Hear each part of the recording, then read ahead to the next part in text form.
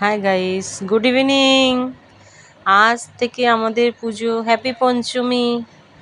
আজ থেকে আমাদের বাড়ির পুজো শুরু হয়ে গেছে। এই তো শুরু হচ্ছে, বেল গাছের নিচে বেলবরণ পুজো হচ্ছে। আজ তোমাদের সামনে তাই দেখাচ্ছি কিছু মুহূর্ত। সবার পুজো শুরু হয়ে গেল। এই যে বেল গাছের নিচে পুজো, পুরোহিত ঠাকুর পুজো করছে। তোমাদের সামনে তাই তুলে ধরছি একটু একটু করে। কাল থেকে শুরু হয়ে যাবে মা দুর্গার পুজো। মা কালকে খাটে উঠবে ঠাকুর।